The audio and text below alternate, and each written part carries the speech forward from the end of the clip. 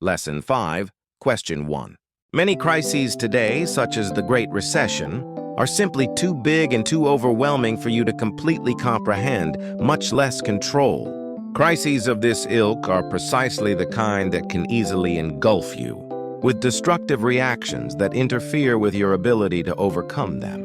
Focusing on these oversized crises will exacerbate the natural psychological, emotional, and physical reactions you are going to experience.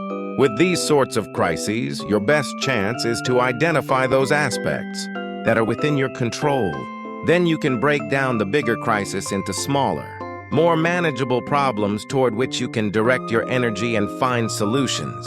For example, think back to the Great Recession. Although you probably didn't have the ability to influence economic policy, you were able to revisit the distribution of your investments and choose to create a more diverse portfolio. Lesson 5, Question 2. Consumer surveys indicate that the majority of Americans, 91%, believe they have some control over their health, and 72% believe that food and nutrition play the greatest role. However, 75% of consumers rely on media outlets, including the internet, as their major sources of health and nutrition information, and only half use medical sources. A Google search for nutrition list serves yielded over 100,000 sites, but it is likely that many of these writings are not reviewed by nutrition experts. Internet sites marketing herbs, drugs, and health devices are not monitored by government regulatory agencies and often contain misleading information. Reputable food companies provide helpful facts about the nutrient content of their products, but commercial sites devoted to sales often post misleading health claims. Internet sites maintained by government agencies, universities, state extension services, and medical facilities provide evidence-based information and should be the first source for public information on foods, nutrition, and health. Lesson 5, Question 3. My business partner Charles and I embraced the servant leader's way of doing things. In other words, nothing was beneath us. We led by example and did the work.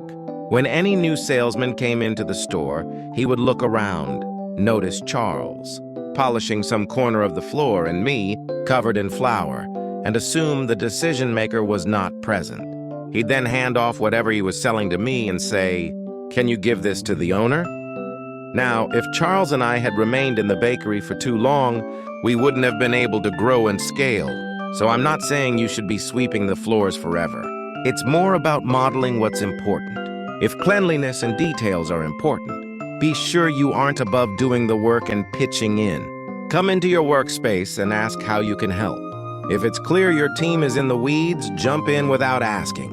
Lesson 5, Question 4. Training and competition naturally speed the breath, which activates the sympathetic nervous system.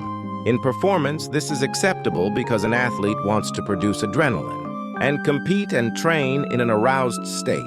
However, it is equally important for an athlete to learn how to mentally and physically downshift from the acute sympathetic activity. Experienced in sport and outside of performance focus their attention on slow breathing to reduce the sympathetic activity and resolve the fight-or-flight state. In the Feinstein Institute study, participants were able to use the pace of their breathing to activate specific regions of the brain. In a performance realm, this means athletes can use breathing pace to manage their state of arousal.